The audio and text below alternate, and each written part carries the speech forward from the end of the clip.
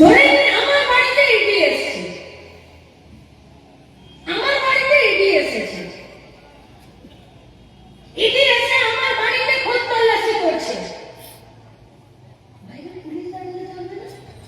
আমার বাড়ির বাইরে আমার বাড়ির লোকজনকে একটা জায়গায় চেয়ারে বসিয়ে দেবে না, যে এখানে চুপ করে বসে থাকো, আর কোথায় কি তালা চাবি আছে দাও, আর সব জিনিস ঘেটে দেখবে তো, তাই তো? আমি যদি তালা চাবি না দিই তাহলে তো আমার ঘরের জিনিসপত্র ভাঙচুর করে পুলিশ দেখবে, আর আমার বাড়ির গেটে, বাইরের গেটে তো পুলিশ দাঁড়িয়ে ধরবে। সেখানে আমরা যত বিয়ারে লোক আসে আমার বাড়ি ঢুকে যাবে।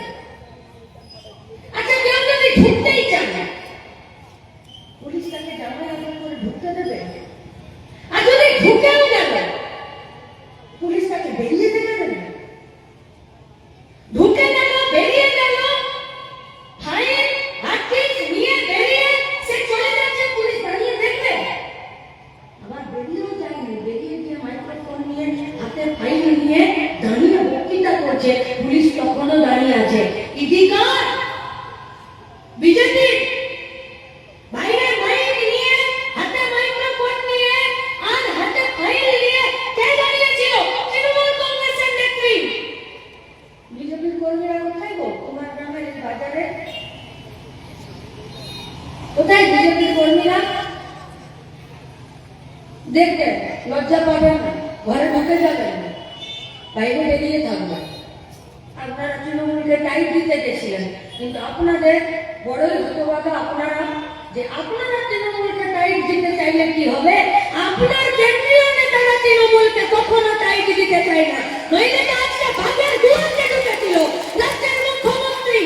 আজকে রাজ্যের মুখ্যমন্ত্রী প্রতীক জৈনের বাড়ি থেকে হাতটিসের ফাইল নিয়ে বেরোলো। যদি ধরা থাকতো আর তৃণমূলকে টাইট দিতে চাইতো, আজ থেকে বড় সুবর্ণ সুযোগ কিছু ছিল না।